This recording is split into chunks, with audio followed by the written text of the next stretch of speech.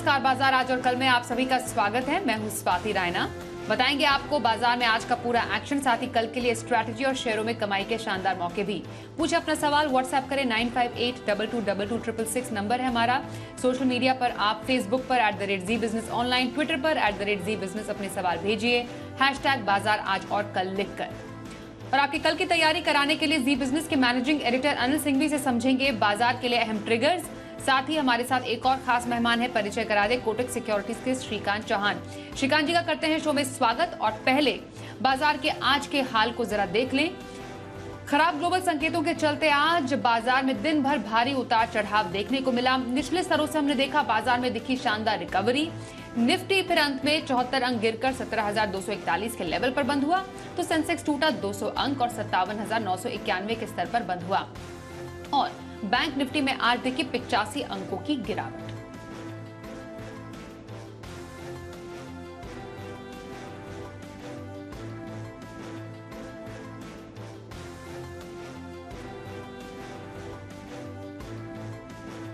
आइए अब जी बिजनेस के मैनेजिंग एडिटर अनिल सिंघवी से समझते हैं आज बाजार में उतार चढ़ाव क्यों रहा।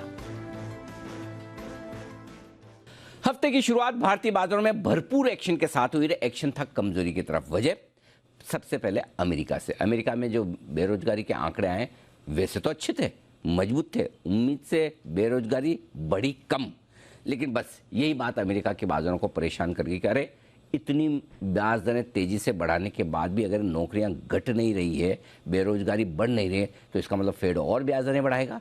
इस डर से अमेरिकी बाजार 600 पॉइंट से ज़्यादा लुढ़क गए। शुक्रवार को डाउ फ्यूचर्स भी आज सुबह सुबह और नीचे। नैस्डैक में भी 400 अंकों का नुकसान रहा, तो बस वहीं से संकेत पहले लिए।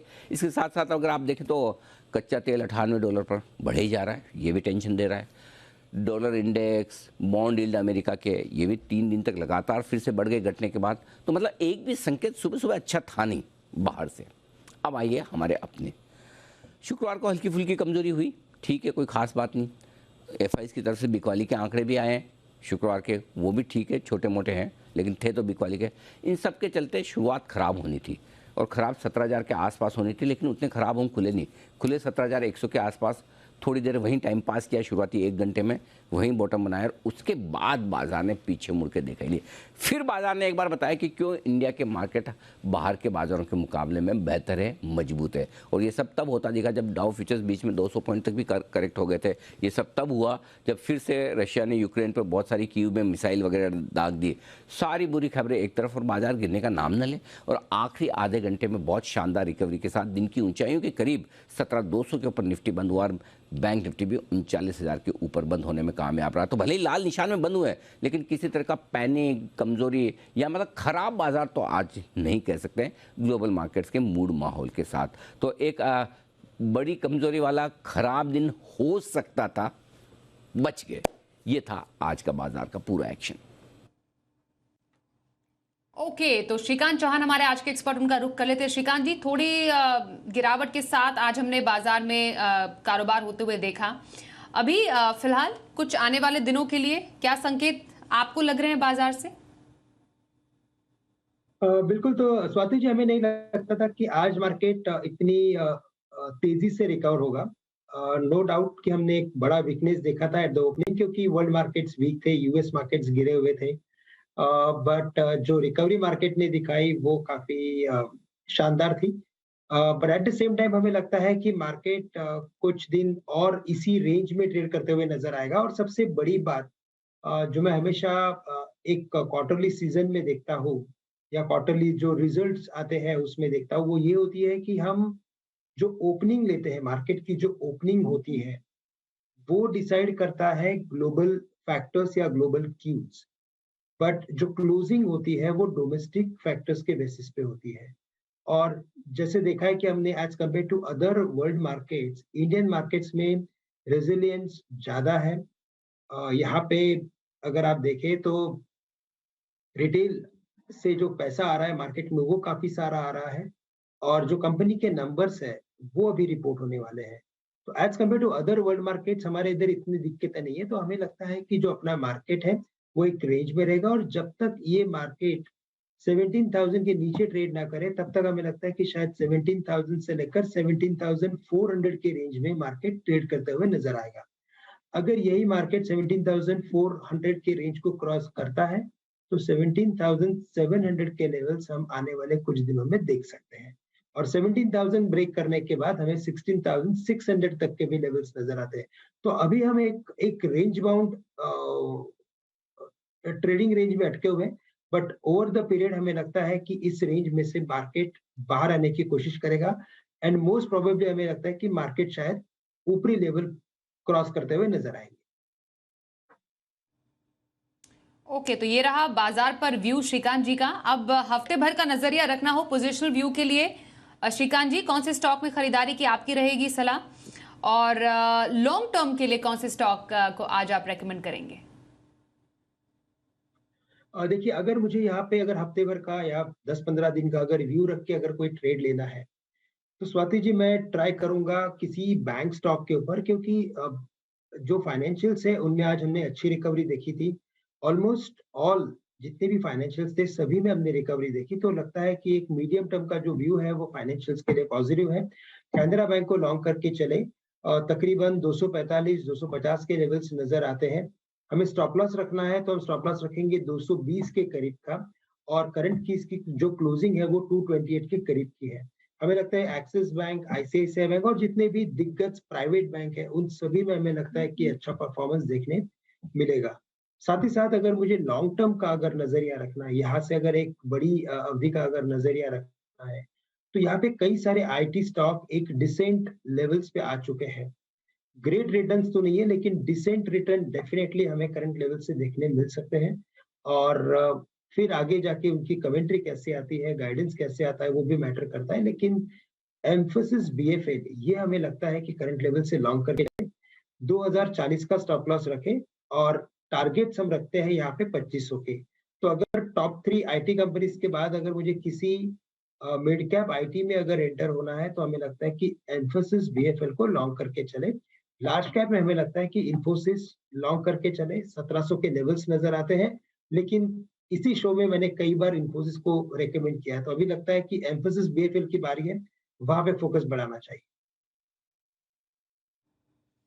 ओके, तो 2 पिक्स श्रीकांत जी की तरफ से 10-15 दिन का नजरिया हो तो कैनरा बैंक में खरीदारी की राय आ रही है, और लॉन्ग टर्म के लिए एम्फोसिस में बाइंग अपॉर्चुनिटी आप ढूंढ सकते हैं। ये है श्रीकांत जी की 2 पिक्स। आइए अब बढ़ते हैं आगे और करते हैं रुक कुछ कॉलर्स के सवालों का। इनफैक्ट हमारे पास व्हाट्सएप पर पहला सवाल जो आया है, कोलकाता से मनोज साहू हमें भेज रहे हैं। एक्सिस बैंक पर इनका सवाल है श्रीकांत जी, 350 शेयर इनके पास है, 730 जिस पर इनकी खरीद है। शेयर में अच्छा उछाल हमें देखने को मिला, और निफ्टी का टॉप गेनर भी एक्सिस बैंक आज बनकर उभरा है। एक्सिस बैंक पर फिलहाल इन्हें इन लेवल्स पर क्या राय देंगे? बिल्कुल, तो मैं ये कहूंगा कि मनोज जी आपकी जो इन्वेस्टमेंट है वो काफी अच्छे स्टॉक में हुई है, और आपने 730 में लिया है, वो एक प्राइस, वो भी एक सही प्राइस है, क्योंकि हमें लगता है कि यहाँ से डाउनसाइड काफी प्रोटेक्टेड है।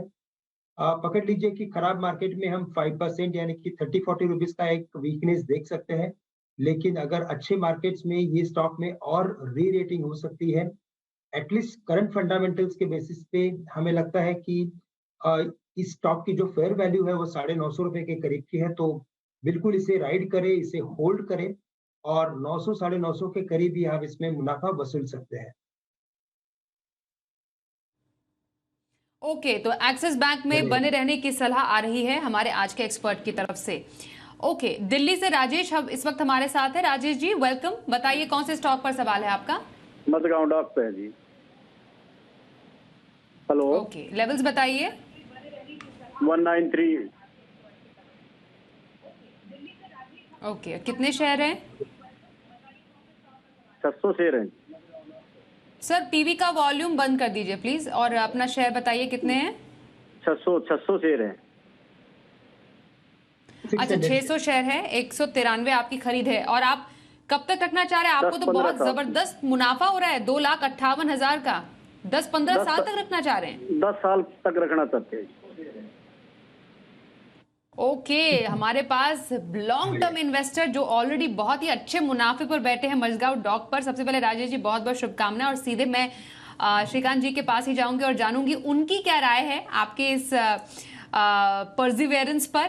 तो बताइए श्रीकांत जी, क्या राय देंगे मझगांव डॉक पर इन्हें करने के लिए? ऑलरेडी काफी अच्छे मुनाफे पर हैं। बिल्कुल, तो इनफैक्ट वेरी शॉर्ट टर्म में अगर आप देखेंगे स्वाति जी, तो इसमें काफी अच्छा हमने उछाल देखा है।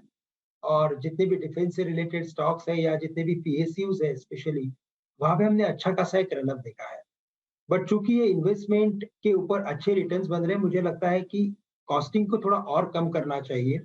अगर इनके पास 600 शेयर्स अगर है, 600 शेयर्स यानी कि 600 शेयर्स अगर इनके पास है, तो वो तकरीबन इसमें से 25% का प्रॉफिट बिल्कुल ले सकते हैं। यानी कि 600 में से 150 शेयर्स आप बेच दीजिए या 200 शेयर्स आप राजेश जी बेच दीजिए, तो आपका कॉस्टिंग और भी थोड़ा कम हो जाएगा।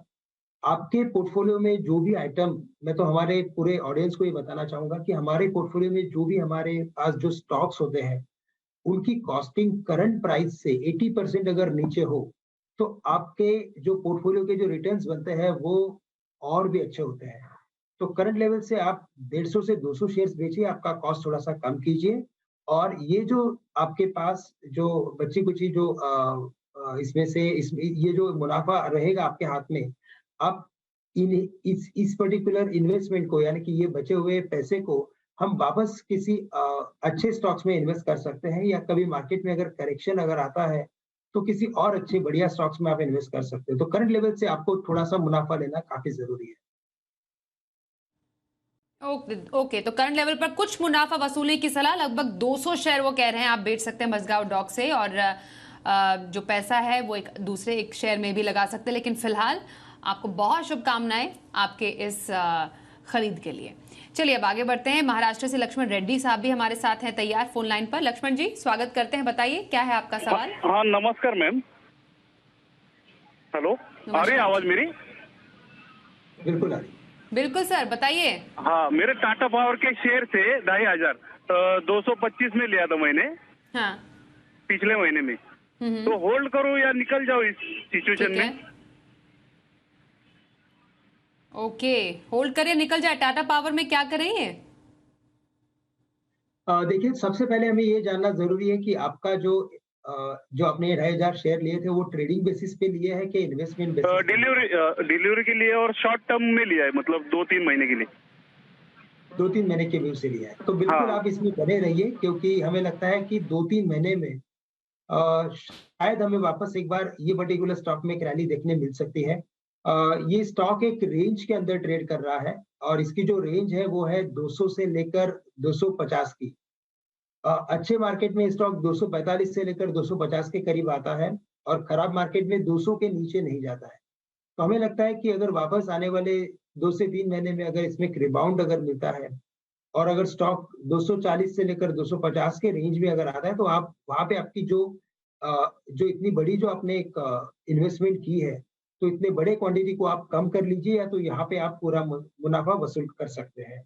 अगर आपको स्टॉप लॉस रखना है तो आप 200 रुपए का स्टॉप लॉस रख सकते हैं, लेकिन मुझे लगता है कि 200 रुपए का स्टॉप लॉस रखने से ये बेटर रहेगा कि आप कॉस्ट की करीब थोड़ी सी क्वांटिटी को और कम कर दो, सो दैट आपके ऊपर वो एक प्रेशर नहीं रहेगा कि अगर मार्केट में अगर कोई अनसर्टेनिटी अगर आती है तो आपको बड़ा लॉस नहीं होना चाहिए।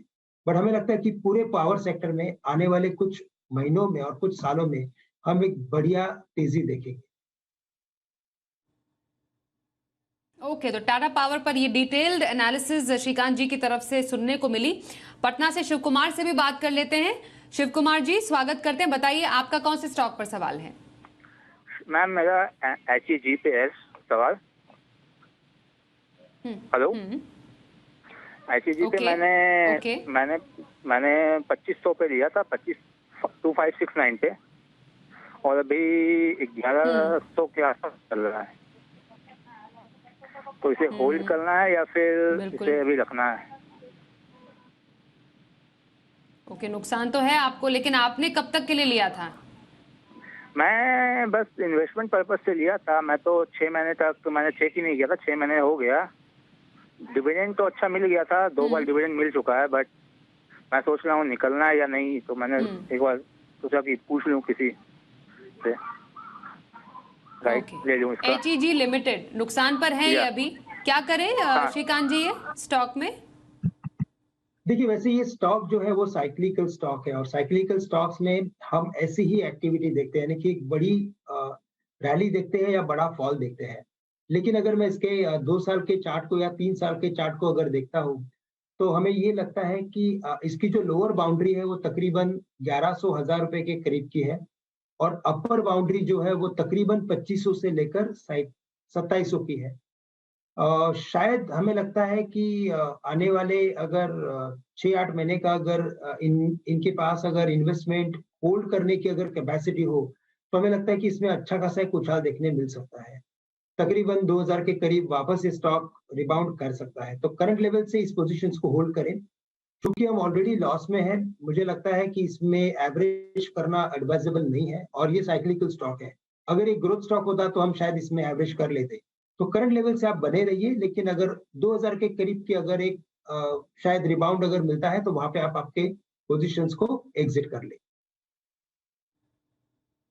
ओके, तो फिलहाल एचईजी करंट लेवल्स पर बने रहने की सलाह आ रही है आपके लिए श्रीकांत जी की तरफ से। रानीगंज से सुजीत हलदार हमारे साथ है। सुजीत जी, स्वागत करते हैं। बताइए आपका कौन सा स्टॉक है? मेरा है बिरला सॉफ्ट 25 तो है 576 का भाव में, और सेल है 80 तो 128 का भाव में। अच्छा, तो दोनों ही कब तक रखना चाह रहे हैं, बिरला सॉफ्ट और सेल? और लॉन्ग टर्म के लिए है मेरा। ओके, लॉन्ग टर्म पे बिरला सॉफ्ट और सेल पर ये राय जानना चाहिए। फिलहाल दोनों पर ही ये नुकसान में है, पर श्रीकांत जी कोई स्ट्रैटेजी आपकी तरफ से क्या रख सकते हैं दोनों स्टॉक्स में? देखिए अगर सेल की बात करें तो ये एक साइक्लिकल स्टॉक है और साइक्लिकल स्टॉक्स में हम हमेशा ही एक बड़ी रैली या बड़ा सेल ऑफ देखते हैं।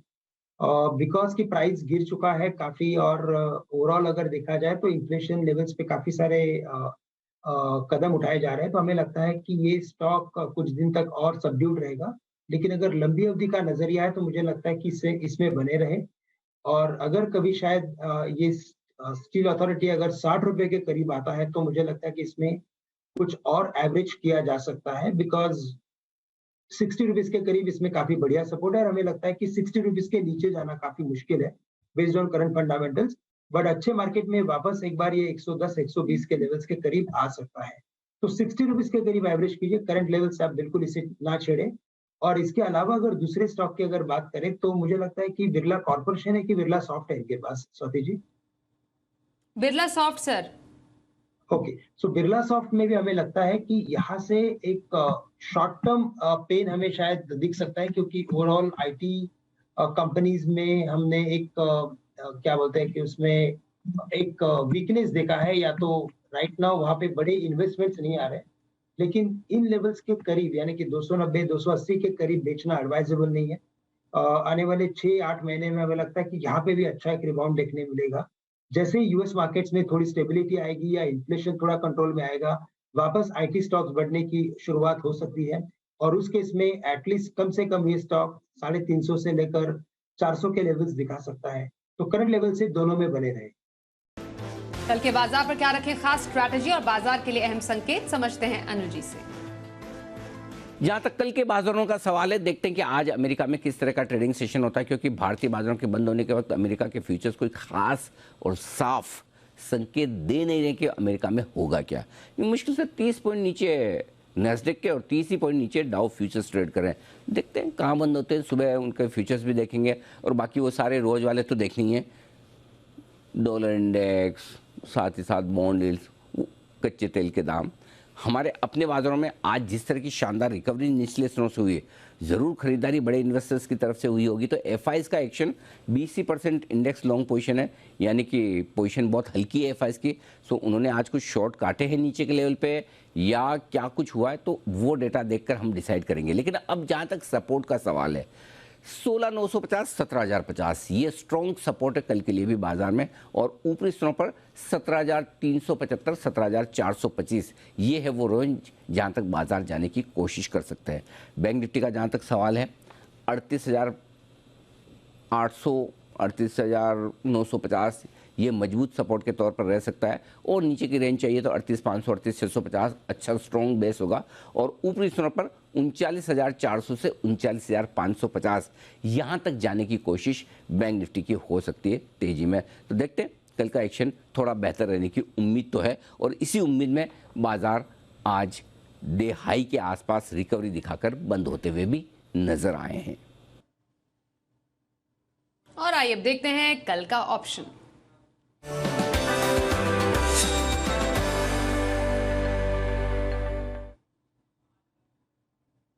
kiranjadhav.com के आशीष केलकर का करते हैं शो में स्वागत। आशीष जी वेलकम, बताइए कल के लिए ऑप्शन स्ट्रैटेजी के लिए कहां पर आप रणनीति बताएंगे? Very good evening Swati ji. देखिए, आज के बाजार में हम देखते हैं तो आईटी सेक्टर ऐसा सेक्टर था जो सहारा देने में शुरू से ही कामयाब रहा था और आईटी में कुछ स्टॉक्स ऐसे थे मिड कैप आईटी में कि जिन्होंने एक ब्रेकआउट देखने को मिला और उसमें से मैंने एक स्टॉक चुना है। स्टॉक का नाम है एलटीआई। एलटीआई में हमें 4,700 का कॉल ऑप्शन खरीदारी करने की सलाह होगी। आज का क्लोज 178 के आसपास हुआ है, इसी लेवल के आसपास मिलेगा तो बेहतर रहेगा। एग्रेसिव ट्रेडर थोड़ा ऊपर की तरफ भी ले सकते हैं। हमारा स्टॉप लॉस थोड़ा डीप डाउन रहेगा, स्टॉप लॉस 157 का रहेगा जो हम आर्ली क्लोजिंग बेसिस पर मॉनिटर करेंगे और मैं मानता हूं अगले 2 ट्रेडिंग सेशन में ये कॉल ऑप्शन जो है 220 और 235 के टारगेट को हासिल करता हुआ दिखाई देगा। ओके, L&T इन्फोटेक ऑप्शन की स्ट्रैटेजी आशीष केलकर की कल के लिए। और अब कल के लिए इंट्राडे ट्रेड के लिए कौन सी पिक बताएंगे? श्रीकांत जी आप बताइए। तो स्वाति जी देखिए, वैसे ब्रॉडर मार्केट में अच्छी तेजी बनी है और इस पर्टिकुलर मार्केट को देखें तो मुझे लगता है कि फोकस करना चाहिए उन कंपनीज के ऊपर या उन स्टॉक्स के ऊपर जहां पे थोड़ा सा फेस्टिवल का मूड बना है। शॉपर स्टॉप अगर आप देखें तो पिछले साल से अभी तक इसमें कंसिस्टेंट रैली हमने देखी है। कई सारे इसने स्विंग हाई को क्रॉस किया है जो इंडिकेट करता है कि ये स्टॉक एक ट्रेंडिंग वेव में आ चुका है। साथ ही साथ ये इंडिकेट करता है कि इसके जो क्वार्टरली नंबर्स है वो भी बढ़िया आते रहेंगे और जैसे हमने देखे इसके नंबर्स, उसके बेसिस पे हमें लगता है कि ये कंपनी में काफी सारा आने वाले दिनों में और भी हमें परफॉर्मेंस देखने मिलेगा। But with a very short term view, चूंकि मार्केट काफी वॉलेटाइल है तो हमें लगता है कि किसी मिड कैप या स्मॉल कैप कंपनी पे फोकस करते हैं तो ज्यादा फायदेमंद होगा। शॉपर स्टॉक को खरीद के चले। स्टॉप लॉस यहाँ पे हमें रखना है 760 का, क्योंकि इसकी जो क्लोजिंग है वो 775 के करीब की है और हम टारगेट्स रखेंगे तकरीबन 800 से लेकर 810 रुपए का। ओके, शॉपर स्टॉप इंट्राडे खरीदारी की सलाह श्रीकांत चौहान की तरफ से। बहुत धन्यवाद करेंगे श्रीकांत जी शो में शामिल होने के लिए।